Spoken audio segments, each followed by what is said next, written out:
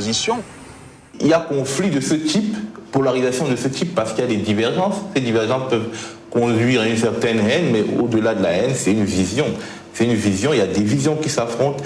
Et parler de médias de la haine, c'est vouloir discréditer la vision qui est portée par ceux qui nous portent la contradiction. Vous savez qu'après le déclenchement de la crise, nous avons un confrère, Jean Hélène, de Radio France Internationale, qui était assassiné en Côte d'Ivoire. Le lendemain de son assassinat, le lendemain de l'assassinat de Jean Hélène, un journal ivoirien a titré qu'un comité de soutien aux meurtriers de Jean Hélène a été constitué. Vous voyez jusqu'à quel point c'est dangereux. La mort de Jean Hélène, c'est un symbole. C'est pas Jean Hélène qu'on a touché. C'est Radio France. C'est Radio France. Il ne faisait que son travail, mais c'était un message. Et la France est un pays qui a fait la révolution. Donc, dans son imaginaire, il y a l'amour de ceux qui mettent à bas un ordre établi. Pour ce qui est de la rébellion, elle aussi avait beaucoup de fascination pour les médias français. On a peut-être regardé cette rébellion de manière un peu plus attentive, pour la simple raison, je le dis franchement, qu'au début, il était plus facile de travailler dans zone rebelle que de travailler en zone gouvernementale, je vous le dis franchement. Mais dire qu'on a fait la publicité, par exemple, de la rébellion, je ne pense pas que les médias internationaux aient joué à ce jeu-là. Je ne le pense pas. Il y a quand même des journalistes en France qui sont tellement liés aux politiques et aux diplomates qu'ils sont une véritable courroie de transmission de leur grille de lecture. Ils légitiment par avance l'action diplomatique de la France. Ces journalistes ne sont pas très nombreux, mais ce sont les journalistes les plus influents. Donc, à partir de ce moment, ils deviennent des prescripteurs et le reste de la presse les suit. Maintenant, il y a le fait aussi que il y a une sorte de paresse intellectuelle quand même assez formidable à Paris. Dès qu'il s'agit des sujets africains, on pense qu'il est de bon temps de se référer à l'ethnicité,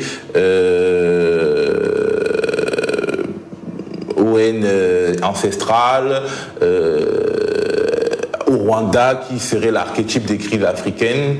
Donc tout de suite, les pouvoirs africains, quels qu'ils soient, sont soupçonnés d'être génocidaires. Le parcours des hommes politiques en Afrique n'intéresse absolument personne en France. Je pleure pour mon pays, je pleure pour mes parents, je pleure pour mes amis. Assayao, on veut la paix.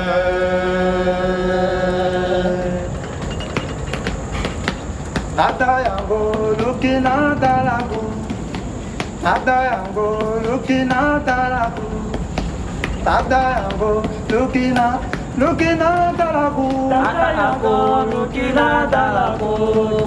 Adayango, looking at Dalago. Une économie de guerre s'installe peu à peu, en Côte d'Ivoire comme dans les pays voisins. Au Mali, les effets de la guerre ont été immédiats. Le prix de l'essence a presque doublé en 3 ans. Le transport routier a été bouleversé.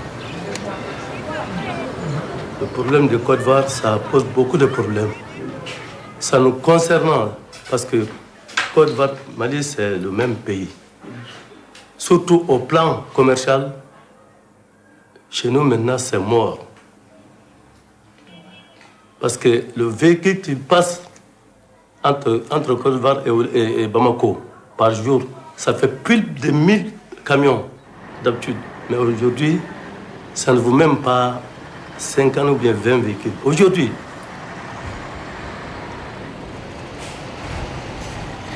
Le premier port du Mali, c'est le port d'Abidjan. Alors vous comprendrez que pour nous, la Côte d'Ivoire est extrêmement essentielle. Un pays comme la Côte d'Ivoire déstabilisé, c'est le Mali qui va ressentir les coups. Le port d'Abidjan à lui seul, il a une capacité qui correspond au port de Tema, au Ghana, au port de Cotonou et au port de Lomé, Abidjan seul. Et Tema, Cotonou et Lomé, c'est 1000 à 1200 km de plus. Alors vous voyez un peu les coûts que cela engendre. C'est énorme.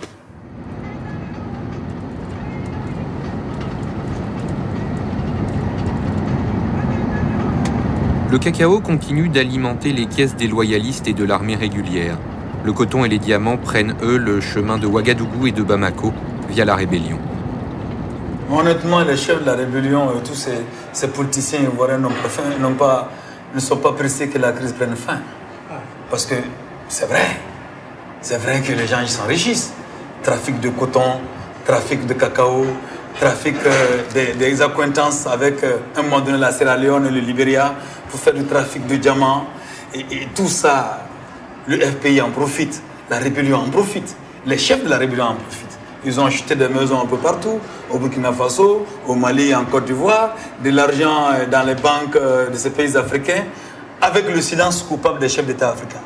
Et c'est le peuple ivoirien qui n'a aucun intérêt à cette situation. Mais les dirigeants ivoiriens, je pense qu'ils ne se pressent pas. Et quelque part, je me pose même la question de savoir si les dirigeants de la pays, de la sous-région frontalière, le Mali, le Burkina, et le Mali et le Burkina essentiellement, ces deux pays, aujourd'hui, si vraiment la situation les gêne, je ne crois plus que la situation les gêne. Et c'est vrai que des dizaines de milliards de francs CFA sont passés directement du cacao, de la filière cacao, aux caisses occultes de Laurent Gbagbo. Et au moment de la partition en 2002, le coton ne pouvait plus descendre.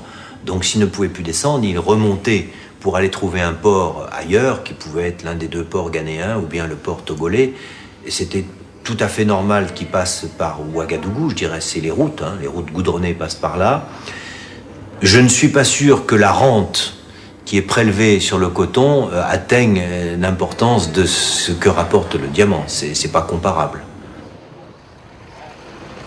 À Abidjan, un long bras de fer oppose Chirac à Gbagbo.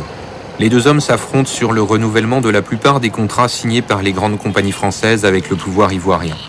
Beaucoup arrivent à échéance prochainement et Gbagbo aimerait mettre fin au clientélisme franco-ivoirien pour faire jouer la concurrence.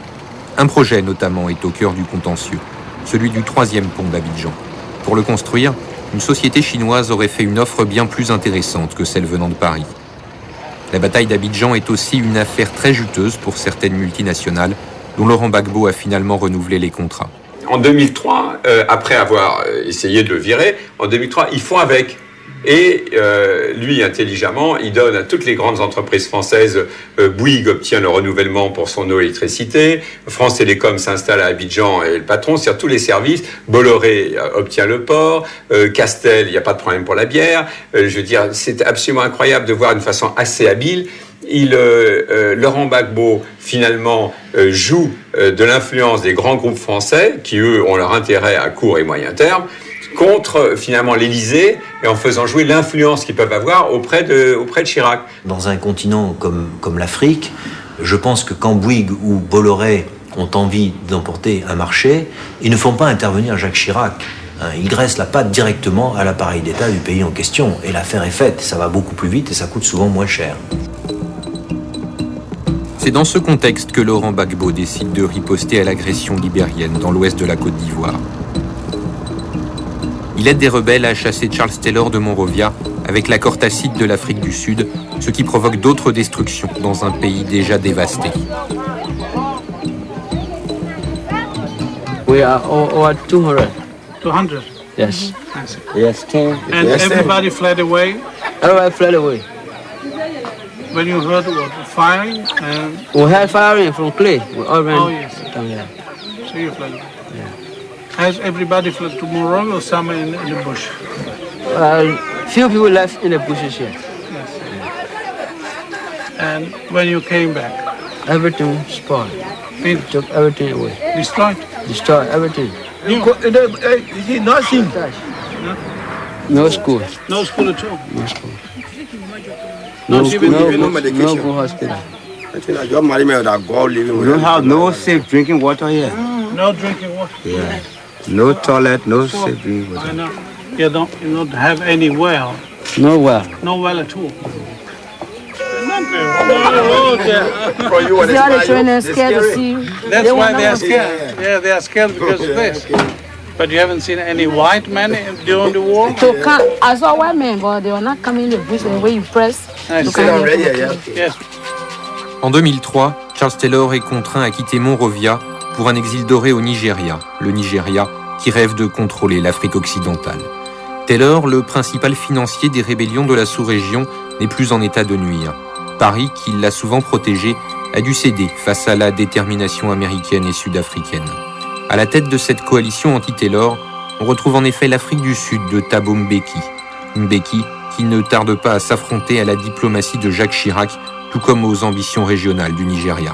Les pays africains ont pris en main la question de Charles Taylor, l'ont réglée d'une manière plutôt efficace au regard des atrocités qu'il a commises, tout simplement parce que l'agenda international de l'Union africaine est fait par d'autres puissances. Les États-Unis tenaient absolument à ce que Charles Taylor paye pour ce qu'il avait fait. Ils avaient une vengeance personnelle contre Charles Taylor. Ils ont fait pression, ils ont obtenu ce qu'ils voulaient. Le Libéria était considéré comme un dominion américain. Il l'est redevenu. Il fallait punir celui qui a mis le chaos là où régnait la Pax Americana. La Sierra Leone était une ancienne colonie britannique. La rébellion y était une anomalie. Il fallait abattre le Rouf. Et la Grande-Bretagne, avec sa place au Conseil de sécurité, avec sa capacité d'influence sur l'Union africaine, a joué.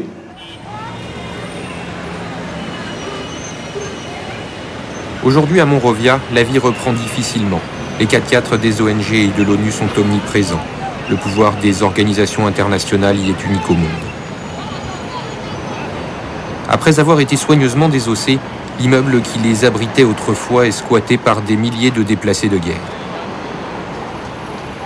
À quelques pas de la présidence de la République et des autres bâtiments officiels, un ancien hôtel très renommé est devenu le siège de l'ONU. La crise a commencé ici au Libéria il y a 25 ans. Au fait, c'est une crise qui a perduré pendant presque un quart de siècle, qui est devenue par la suite de plus en plus grave, terminant avec la guerre civile ici, qui était brutale et dévastatrice, dans le sens que tout a été détruit. Il y a eu moitié de la population en camp de réfugiés ou personnes déplacées. L'économie a chuté. Vous savez qu'aujourd'hui, l'économie n'est que 10% de ce que c'était il y a 25 ans. Le représentant des Nations Unies à Monrovia demeure pourtant optimiste, notamment depuis l'élection d'Ellen Johnson Sirleaf à la tête du pays. Mais l'ONU n'a pas encore rétabli la sécurité dans tout le Libéria. Un gouvernement qui a été élu dans des élections libres, transparentes. Nous avons maintenant un président qui dirige le pays. Et ça, je peux le dire sans équivoque, que le président Johnson Sirleaf a sa vision, à sa manière. Elle est très persistante, très énergétique. Nous aidons, bien sûr, notamment dans le domaine de la sécurité, parce qu'il n'y a pas de forces armées, ils sont en reconstitution. Même chose avec la police. Donc, on a un rôle important. Au Libéria, l'ONU a un mandat de tel que ils ont la même mise, ils ont la main libre aussi sur la sécurité. Voilà, ils ont le droit de faire tout ce qu'ils veulent. Ici, l'armée a été dissoute, la police également, donc c'est l'ONU qui fait tout, quoi. Dans, sur le plan de sécurité, le Libéria d'aujourd'hui, il faut tout de suite penser à ces ex-combattants de Charles Taylor. Jusqu'ici, ils n'ont pas été désarmés. Et le désarmement officiellement est fini. Bon, ils n'ont pas remis leurs armes. Ils sont dans la forêt, ils vivent de ça. Au Libéria, aujourd'hui, il n'y a pas de boulot pour le moment. Il n'y a aucune industrie. Donc, disons qu'il n'y a pas d'opportunité d'emploi. C'est d'abord 5% de la population qui vit bien et le reste, c'est la galère. Au Libéria, le redémarrage économique a commencé. La compétition entre différents pays aussi. Tout est à reconstruire. Le pays n'a plus ni infrastructure, ni petites ou moyennes entreprises. Les États-Unis sont ici présents au stade de la police. Ils sont là dans les organisations de circulation, d'identification. Ce sont des gens qui sont très fiables et nous travaillons la main dans la main, mais étroitement, je vous assure, et les résultats sont probants. On retrouve les Allemands avec tout le sérieux qu'ils ont dans de nombreux domaines, y compris le domaine de l'électricité. Areva, qui est une très grande compagnie européenne, c'est son district de Kassel qui règle le dossier d'ici. Et ce sont des gens d'une grande fiabilité. La Chine arrive, ils sont présents, Il va y avoir un grand développement avec la Chine prochainement. Ce sont des gens qui savent construire, qui construisent très bien. Il y a des coûts qui sont très bas, à une très bonne qualité. Aujourd'hui, moi je suis en pleine discussion d'une façon avancée avec le président de Toyota qui est en peine de trouver une terre pour y assembler des véhicules japonais. Ce seront des véhicules made in Liberia. Il faut penser à une seule chose, c'est à la création des emplois. S'il y a 1500 emplois de personnes qui travaillent chez Toyota, il y a 1500 familles qui vivront normalement. Il faut penser aussi aux personnes qui étaient avant de l'autre côté dans la rébellion. Il faut leur trouver des emplois. Le départ forcé de Charles Taylor du Libéria a aussi des répercussions immédiates en Côte d'Ivoire. Il provoque de graves crises au sein de la rébellion. À Bouaké, les vieilles querelles entre sous-officiers provoquent la mort de plus de 200 rebelles. L'affaiblissement de la rébellion pousse les forces armées ivoiriennes à lancer en novembre 2004 l'opération Dignité dans le but de reconquérir Bouaké et réunifier le pays, avec le feu vert tacite de la France. L'opération est presque terminée lorsqu'un Sukhoi de l'aviation ivoirienne bombarde une position de la force française Licorne à Bouaké et tue 9 soldats français. La riposte de la France est immédiate, toute l'aviation ivoirienne est détruite au sol. Un geste qui met le feu aux poudres. Qui a donné l'ordre de tirer sur le poste français ? Pourquoi le gouvernement français ne veut-il pas lever complètement le voile sur cette affaire ? Elle a pourtant immédiatement provoqué une crise très grave entre Paris et Abidjan. L'attitude pour la France, avec Jacques Chirac, de détruire les avions militaires ivoiriens en totalité. Il ne fallait pas que d'avions circulent. Cette attitude-là est une attitude pour nous de déclaration de guerre. Mais déclarer la guerre à quelqu'un qui ne peut pas se défendre contre vous. Est-ce que la France avait besoin de faire ça pour que la Côte d'Ivoire soit convaincue de sa suprématie militaire? Est-ce que la France avait besoin de faire ça pour des armes qu'on avait pu obtenir à la sueur du front des Ivoiriens pour pouvoir libérer le pays, pour qu'il y ait des élections libres et démocratiques? Donc, nous avons imaginé en ce moment-là que cette attitude pouvait être une attitude néocolonialiste. La destruction de l'aviation ivoirienne déclenche à Abidjan une immense manifestation contre l'armée française. Les soldats français semblent incapables d'endiguer la colère du peuple ivoirien qui s'en prend aussi aux civils français. Ils ouvrent le feu. Une 60aine d'Ivoiriens sont tués autour de l'hôtel Ivoire et sur le pont Charles de Gaulle.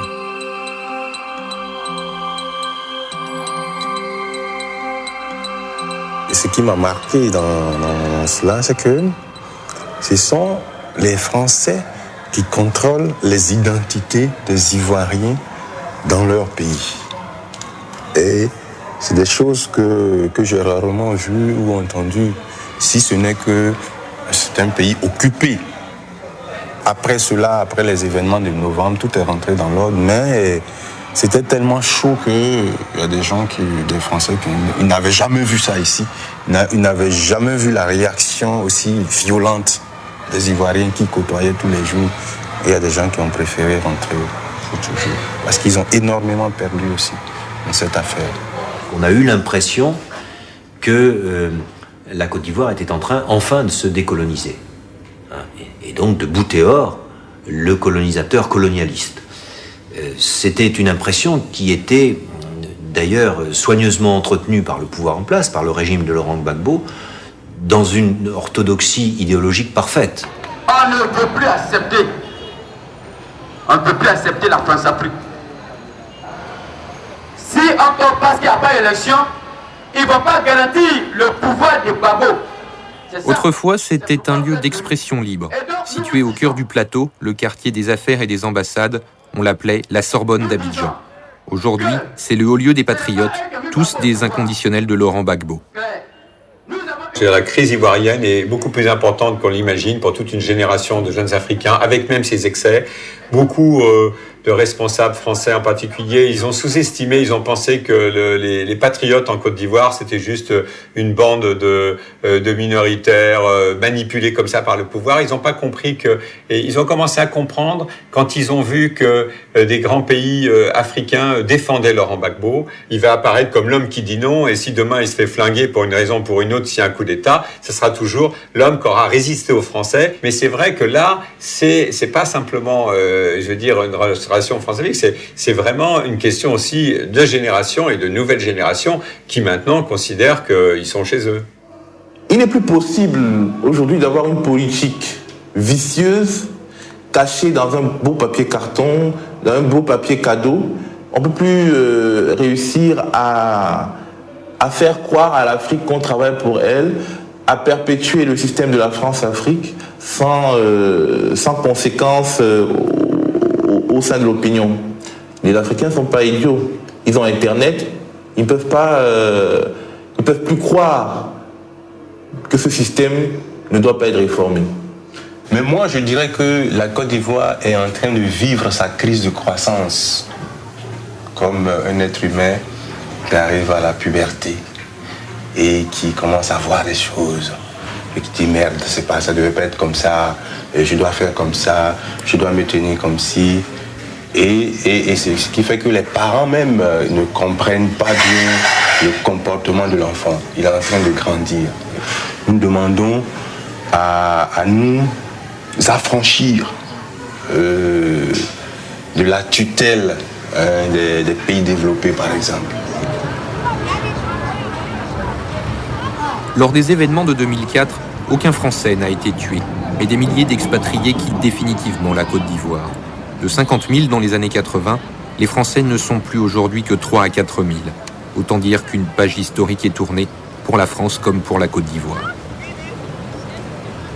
Les grands groupes n'ont pas été du tout affectés, ou pratiquement pas affectés par les événements de novembre 2004. Ce sont tous les petits entrepreneurs français, souvent installés depuis 20 ou 30 ans dans la place, et qui étaient quand même de gros employeurs, hein, qui apportaient de grosses recettes fiscales parce qu'ils payaient leurs impôts, et ils payaient aussi tout ce qu'on leur demandait de payer pour être tranquilles, parce que l'État ivoirien était également un grand racketteur. Et ça, je crois que ça a, à mon avis, beaucoup plus fait souffrir l'économie ivoirienne que les intérêts économiques français. Puisque, je le répète, les intérêts économiques français, c'était les grands groupes, et ceux-là ont su s'adapter. On n'est plus dans des rapports de force entre grandes puissances, on est dans des rapports de force entre multinationales. Depuis très longtemps, ce sont les Américains qui contrôlent le cacao, qui est la principale production du pays. Et c'est vrai que le cacao, c'est 3 grandes compagnies américaines, Cargill et ADM et autres, qui contrôlent le cacao. Et les petits quotataires français de Bordeaux ont disparu depuis longtemps. Le fait que Cargill ait pratiquement supplanté, pas totalement, mais ait pris une place prépondérante sur le marché du cacao ivoirien, ne doit pas être lu comme les Américains ont remplacé les Français, parce que ce sont des affaires de sociétés multinationales qui ne sont pas, contrairement au discours qu'on entend ces temps-ci, de véritables patriotes. Ils vont là où il y a des affaires à faire. Et croyez-moi, si vraiment la situation ivoirienne devenait explosive, Cargill, comme les groupes français d'ailleurs, savent déjà où ils iront s'installer, d'abord au Ghana, parce que c'est plus calme, et puis ensuite en Asie, donc probablement au Vietnam. Et c'est pas parce qu'ils sont américains ou français, c'est parce qu'ils vont là où il y a du profit à faire. Dans le cas du pétrole qu'on a maintenant découvert, et en particulier de ce 4e gisement, le gisement Baobab, pourquoi les Américains s'y intéressent-ils ? Eh bien pour une raison simple, c'est que ces gisements-là sont et seront offshore. Et les Américains présentement ne s'intéressent sur la côte de l'Afrique et dans le golfe de Guinée qu'aux gisements offshore, parce que ce sont des zones calmes, forcément, par définition. Aucune guerre civile ne peut menacer un gisement offshore. Et c'est ce qui les intéresse en Côte d'Ivoire, parce qu'actuellement, ils sont en train d'essayer de mettre la main sur tout ce qui peut leur fournir du pétrole au cas où leur échapperait l'énorme réserve, l'énorme richesse du Moyen-Orient. Je pense que les Américains en Côte d'Ivoire, ils laissent les Français se débrouiller. Je ne pense pas qu'ils ont eu une action, même si avec les évangélistes, ils sont influents, en tout cas autour de Laurent Gbagbo. C'est vrai, mais je ne crois pas du tout qu'ils aient eu vraiment des actions offensives. Je pense simplement ils n'aident pas la France à se sortir de son bourbier ivoirien. Ils sont très contents de voir que la France s'emmerde avec, ça coûte 300-400 millions d'euros par an, que c'est son petit Irak et que là, elle a ses problèmes. Donc ils refusent en particulier qu'il y ait des troupes du Libéria des Nations Unies qui viennent en Côte d'Ivoire. Depuis le départ forcé de Taylor, d'abord pour le Nigeria, puis pour le tribunal international de La Haye, les différents conflits de la région semblent presque en suspens. La bataille d'Abidjan ne fait que commencer. Si l'on prend en considération le niveau où se situe actuellement le dossier des crises en Afrique de l'Ouest, parce qu'il y a une crise en Côte d'Ivoire qui est en train d'être résolue progressivement, étape après étape. Il y a une crise qui est en train de s'achever en Sierra Leone, mais qui n'est pas totalement finie. L'arrivée de Mme Sirleaf Johnson, élue démocratiquement à la tête du Libéria, permet de résorber les effets de la crise libérienne, mais qui ne vont pas se résorber en 1 ou 2 ans. Il faut au moins 5 ou 6 ans. En prenant en considération cette situation globale, l'Union africaine a un rôle à jouer, mais si l'Union africaine pouvait régler ce problème, il y aurait eu ici des troupes avec le drapeau de l'Union africaine. Il n'y a rien de tout cela. Il y a des troupes des Nations Unies, des casques bleus qui sont ici, avec un mandat nécessitant, dans la réalisation des objectifs assignés, énormément de moyens que seule la communauté internationale est en mesure de mobiliser. L'Union africaine est complètement défaillante. Elle n'a aucun programme. Elle passe son temps à se mettre au service d'autres ambitions. Elle ne songe même pas à faire respecter ses propres textes, mais plutôt les envies de domination des autres. C'est un scandale, c'est un véritable scandale. Ce qui se fait aujourd'hui, c'est-à-dire cette Union africaine qui s'identifie à l'Union européenne, qui quelque part veut aussi jouer la carte du marché, un marché qui est inexistant. Parce que ce n'est rien d'autre que le rassemblement d'États prétendument libéraux qui n'ont pas les moyens de ce libéralisme-là et qui se soldent par la guerre. Donc elle passe plus de temps et à l'instauration, à chercher à implanter la paix ou à prévenir la guerre plutôt qu'à se poser les bonnes questions qui devraient nous permettre ensemble aujourd'hui, Mali, Côte d'Ivoire, Sénégal, Guinée, de prendre le taureau par les cornes en disant il est grand temps, mais vraiment il est temps d'être nous-mêmes, de voir clair en nous, d'arrêter de mimer, quoi. La seule grande puissance en Afrique, c'est l'Afrique du Sud. L'Afrique du Sud qui ne compte pas arrêter son influence à la région de l'Afrique australe, ni de l'Afrique centrale, mais qui pense qu'elle a un rôle à jouer en Afrique. Thabo Mbeki a une vision africaine, la renaissance africaine. Donc, ils ont leur programme, leur implémentation en Afrique. De l'autre côté, il y a la France, qui est véritablement en affrontement direct aujourd'hui avec l'Afrique du Sud. C'est les deux puissances les plus divergentes. Mais il y a également la Chine. Il y a les États-Unis qui avancent. On sait là où le bas blesse. On sait à quel niveau se situe le nœud. Mais quand est-ce que l'Occident va lâcher du lest? Ce qui ne veut pas dire abandonner l'Afrique et que l'Afrique se referme. Mais quand est-ce que l'Occident va nous donner, ou en tout cas reconnaître notre droit aux mêmes marges de manœuvre qu'il se donne? Je pleure pour mon pays, je pleure pour mes parents, je pleure pour mes amis. Assaillant, on veut la paix. Assaillant, on veut la paix. Adayango, looking at la Adayango, looking at la Adayango, looking at la Adayango, looking at la Adayango, looking at la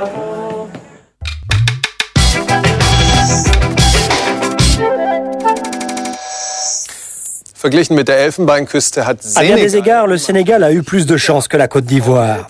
Depuis son indépendance, le pays est, au moins au plan formel, une démocratie. Jamais il n'a subi de coup d'État militaire. Les guerres, on les a laissées aux autres. Pourtant, bien des rêves ne se sont pas réalisés depuis l'indépendance. Et la faute ne saurait en incomber aux seuls colonisateurs d'hier. Les Sénégalais ont trahi eux-mêmes leurs idéaux. Dans quelques jours, le Sénégal élira un nouveau président. Les jeunes intellectuels sénégalais espèrent la relève des générations, mais l'actuel président, Abdoulaye Wade, octogénaire, ne compte pas leur céder la place. Au cours des dernières semaines, il s'en est pris sans ménagement à l'opposition. Mauvais présage pour la démocratie, s'il ne s'agit pas d'un vain mot. Le réalisateur Samba Félix Ndiaye est sénégalais. Il fait partie de la grande diaspora d'Afrique occidentale en France. Lorsqu'il rentre au pays, à Dakar, il y voit les signes d'une croissance économique opulente, mais aussi de la misère. C'est ce qui l'a conduit à poser quelques questions à la terre natale.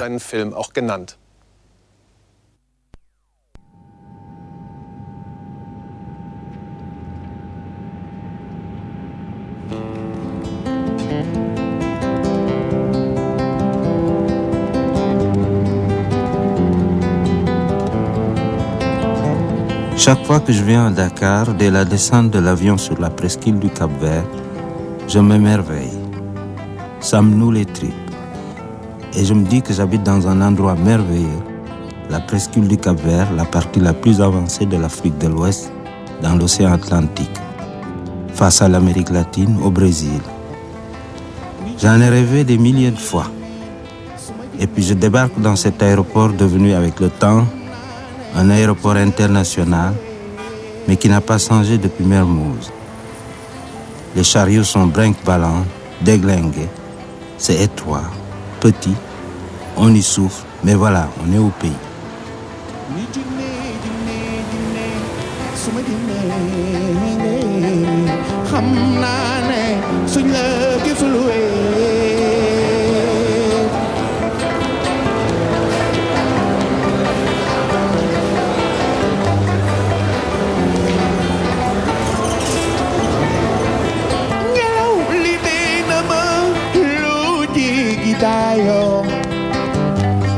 D'habitude, quand je reviens à Dakar, je me réfugie sur l'île de Ngor. Mais de retour au pays natal, vivre sur l'île, c'est toujours être en exil.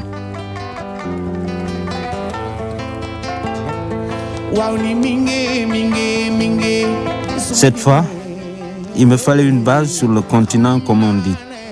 Alors je me suis installé au Mamel, dans une de ces villas construites le long du littoral comme des forteresses de mauvais goût, sans âme, qui poussent comme des champignons tout autour de la ville. Et de ma tour, j'observe la ville qui se métamorphose, qui se transforme, qui se défigure.